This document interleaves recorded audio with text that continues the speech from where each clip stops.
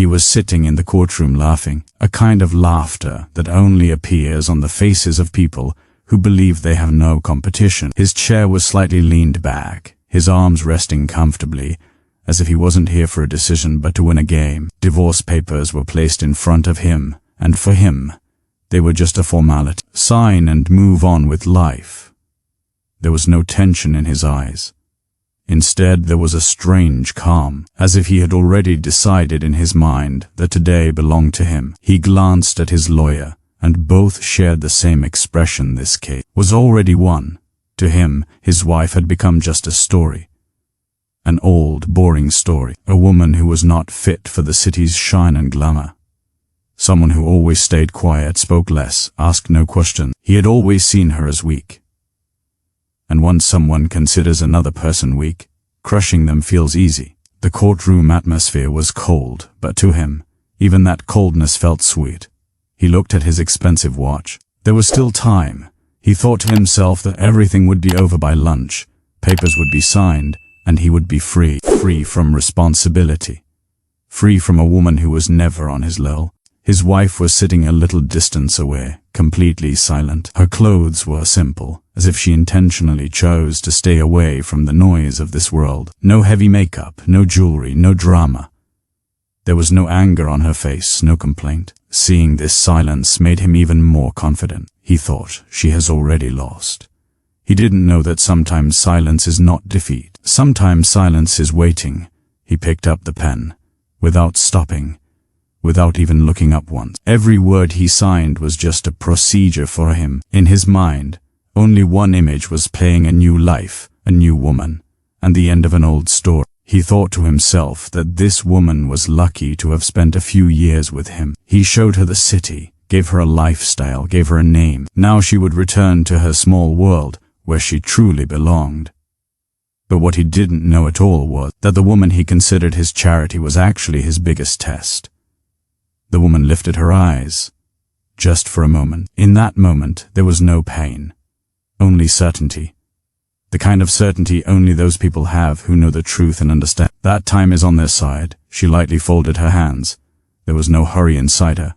She had waited for years. A little more wouldn't matter. Outside the courtroom, the world was moving on.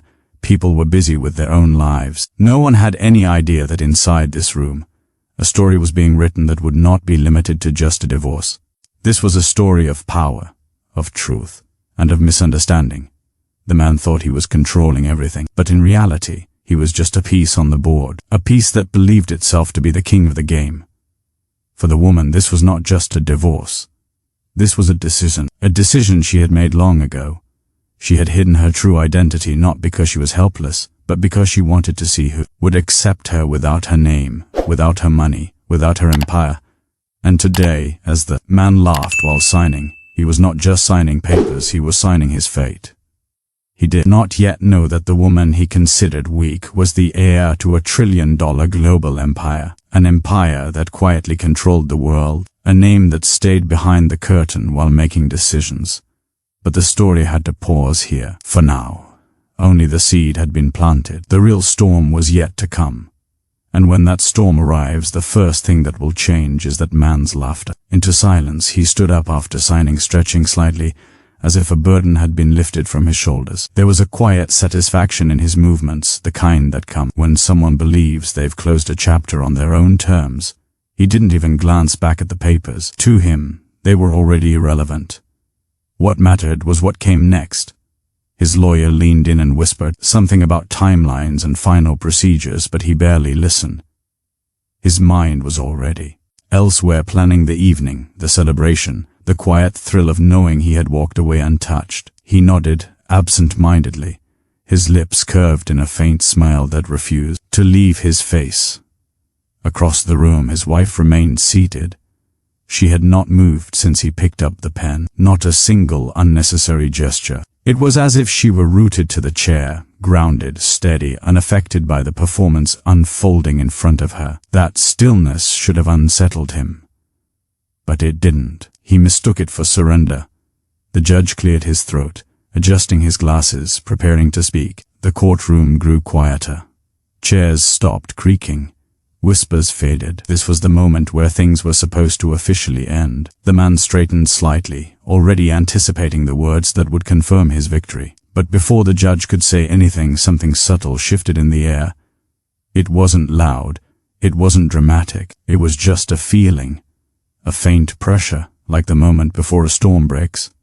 The man didn't notice it at first. He was too busy enjoying himself. His wife slowly stood up. The sound of her chair moving echoed louder than it should have. Heads turned. The judge paused mid-motion, surprised. This was not part of the plan. Not the plan he had been told, at least. She didn't rush. She didn't fidget. She stood with a calm that felt deliberate, measured, almost rehearsed. Her posture was different now. Straighter. Stronger. It was subtle, but able. The man frowned, just slightly. Confusion flickered across his face for the first time. He leaned toward his lawyer, about to ask what was happening, when her voice cut through the room. It wasn't loud. It didn't need to be. It carried weight all on its own. She asked for a moment. Just a moment. Her tone was polite, respectful. But there was something underneath it, something that demanded attention. The judge hesitated, then nodded. The man let out a short laugh, shaking his head. He thought it was a tactic, a last attempt. Desperation dressed up as dignity. He had seen it before, or at least, he thought he had.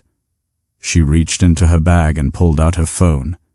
Not nervously, not with shaking hands, calmly. Like someone who knew exactly what they were about to do. She typed a short message.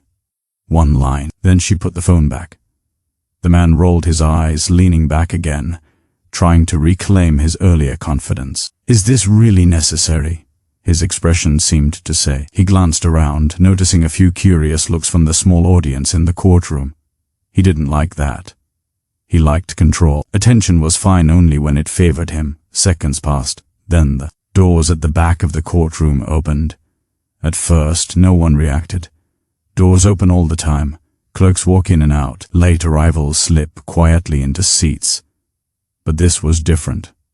The sound was heavier, more deliberate. Several people turned to look. Then more. The man turned too. What he saw made his smile falter. Men in dark suits entered the room, not rushing, not apologizing. Their movements were coordinated, precise. They didn't look around nervously. They scanned the room with practiced eyes, alert but controlled. Behind them came others, well-dressed, confident, carrying themselves with the ease of people who were used to being obeyed. The courtroom fell completely silent. The man felt something unfamiliar crawl up his spine. A tightness, an unease he couldn't immediately explain. He straightened fully now, his earlier relaxed posture gone. His lawyer whispered urgently, asking who these people were. He didn't have an answer. The woman who had been sitting quietly moments ago stepped slightly to the side, making space. Her face remained calm, almost serene. One of the newcomers approached the judge, presenting credentials, speaking in a low voice. The judge's expression changed, not dramatically, but enough. His brows drew together. His posture stiffened. He nodded slowly. The man's heart began to beat faster. This wasn't right. This wasn't how things were supposed to go. He looked at his wife. Really looked at her this time. And for the first time, he realized something he had missed for years. She wasn't afraid. Not now. Not ever. The realization hit him harder than any accusation could have. Fear had always been his measure of power. He expected it. He relied on it. And yet, sitting across from him was a woman who had never truly given tea to him. One of the suited figures spoke her name. Not the name he knew. Not the simple name he had married. A different name. One that sounded heavier, older, important. The man's breath caught. He shook his head slightly, as if refusing to understand. His lawyer froze beside him, color draining from his face. The judge addressed the courtroom again, his voice more cautious now, more formal. The woman finally spoke once more, and this time there was no politeness left, no softness, just clarity. She explained that the proceedings would need to pause, that there were matters of jurisdiction, assets, and representation that had not been properly disclosed. The man laughed again, but this time the sound cracked. "What are you talking about?" he demanded. "She has nothing. This is a waste of time." No one laughed with him.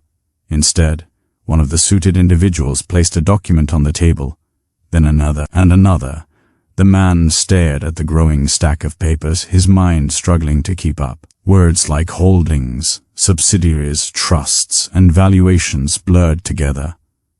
He didn't understand them.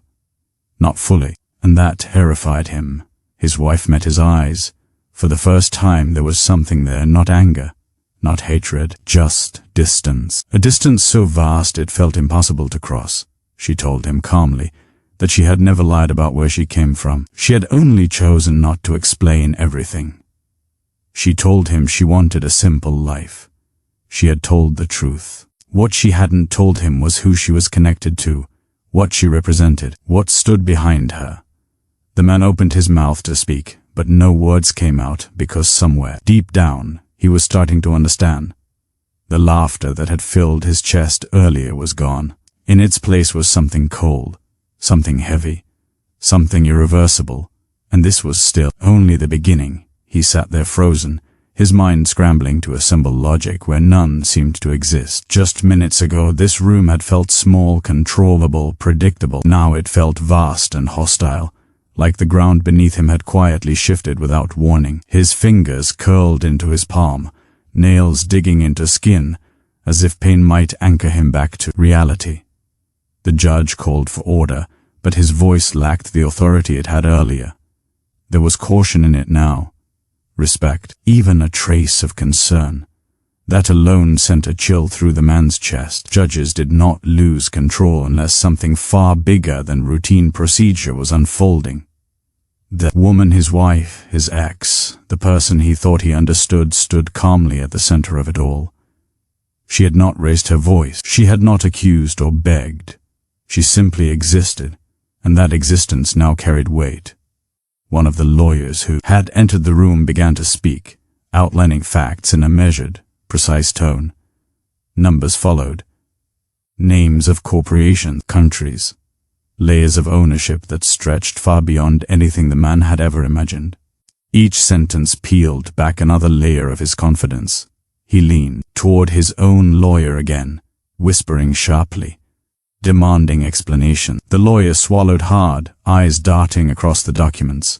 His lips parted, then closed. He had nothing to say. That silence screamed louder than any argument. The man's chest tightened. He felt heat rising to his face. Embarrassment, anger, fear, all colliding at once. "This is absurd," he finally snapped, his voice louder than he intended. Heads turned. The attention felt different now, no longer admiring, no longer neutral. Curious, skeptical, judging. He pointed at her, his finger trembling despite his effort to control it. "You expect us to believe this? That she's suddenly, what? Some kind of global figure?" She didn't flinch. She didn't respond immediately. She waited, letting the room absorb his outburst, letting his desperation speak for itself. Then she spoke. She said she never needed him to believe her. She never needed validation from someone who only valued power when it benefited him. She said the truth did not change based on belief, it existed regardless. The word landed softly, but their impact was brutal.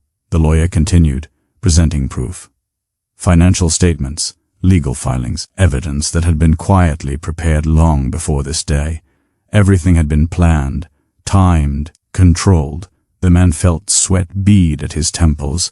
He loosened his collar, suddenly aware of how tight his suit felt. This room, which had once felt like a stage for his victory, now felt like a trap. He searched her face for some sign of triumph, some cruel satisfaction. But there was none, only calm, and that terrified him more than rage ever could. The judge announced a recess. Not a victory, not a conclusion, a pause. As people began to stand, whispering among themselves, the man remained seated.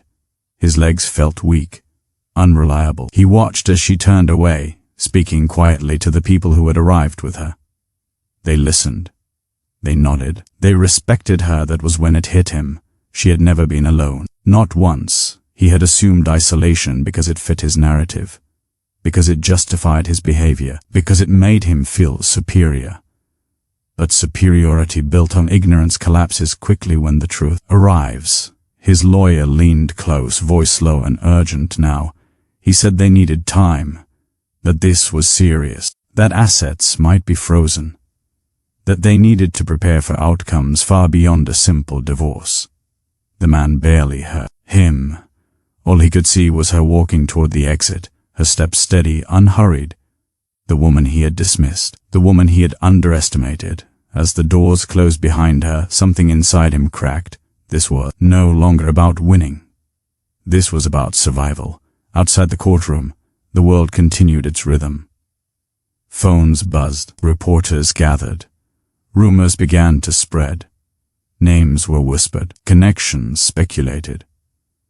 Inside, the man sat alone, surrounded by people who no longer seemed to be on his side. He replayed moments from their marriage in his mind, the times she had stayed quiet, the times she had let things go, the times he had mistaken patience for weakness. He understood now. Every silence had been a choice, every compromise intentional, every step backward strategic. He had believed power was loud, aggressive, visible. He was wrong. Power had been sitting across from him all along, waiting, and now it was moving. He didn't remember standing up, but suddenly he was on his feet, pacing the narrow space beside the table like a caged animal. The courtroom that once felt like his territory now felt unfamiliar, almost hostile. Every sound grated on his nerves. Every whisper felt like it was about him, about his mistake. His phone vibrated in his pocket, once, twice. He ignored it at first, then snatched it out, hoping foolishly that someone on the outside still believed in him. The screen lit up with missed calls, messages filled with confusion, alarm, and thinly veiled panic. Business partners asking questions, associates asking for clarification. People who had never questioned him before now suddenly unsure. He realized, with a sinking feeling, that control doesn't disappear all at once. It leaks, slowly, painfully, and once people sense the leak, they start backing away. The recess ended sooner than he expected. Everyone returned to their places, but the energy was different now. The judge was more alert, the lawyers more focused, the air heavier. This was no longer a simple proceeding. This was something else entirely. She returned to. She walked back in with the same calm composure, but there was a quiet authority in her presence now that was impossible to ignore. She took her seat, not opposite him this time, but slightly elevated, flanked by her legal team. It was subtle, intentional, a visual reminder of the shift that had already happened. The judge began speaking, outlining next steps, legal reviews, asset evaluation. Words like postponement, investigation, and oversight echoed through the room. Each one landed like a blow. The man tried to focus, but his thoughts kept spiraling. This wasn't supposed to happen. He had planned this day down to the minute. He had imagined walking out victorious, lighter, untouchable. Instead, he felt exposed, smaller than he had ever felt before. At one point, the judge addressed her directly, asking for confirmation on representation. She answered clearly, confidently, no hesitation, no need to consult anyone else. The man watched as she spoke, and for the first time, he truly understood the scale of what he had lost. Not just money, not just status, but the illusion that he had ever been in charge. When it was over, when the gavel finally came down and the courtroom began to empty, he remained seated. Again, he didn't trust his legs or his pride. People passed by him without acknowledgement. Some avoided eye contact. Others looked at him with curiosity, even pity. He hated that most of all. She didn't look back as she left, not once. That absence of acknowledgement hurt more than any confrontation could have. It meant he no longer mattered in the way he thought he did, that the chapter he believed he was closing had already ended on her terms. Outside, cameras waited, reporters called out questions. Names were spoken with urgency now, her name, not his. He watched through the glass doors as she paused briefly, answering something calmly before continuing on. Flashes went off. Microphones extended. She handled it effortlessly. A silent queen, stepping fully into the light. He finally stood, straightening his jacket out of habit, though it felt pointless now. The mirror in the hallway reflected a man who looked older than he remembered, tired, uncertain. A man forced to confront the truth too late. He walked out alone. And somewhere in the quiet that followed, one truth settled heavily in his chest. He underestimated the wrong person. Not because she was loud, not because she fought back, but because she waited, because she watched, because she chose the perfect moment to rise. And that is how he learned the most dangerous lesson of his life. Never mistake silence for weakness, and never assume the quiet ones have nothing to say. Sometimes they are simply waiting for the world to listen. If you enjoy this story, subscribe to Silent Queen Stories for more powerful tales of strength, patience, and hidden power. And tell us in the comments, do you think silence is a form of weakness or the strongest kind of power?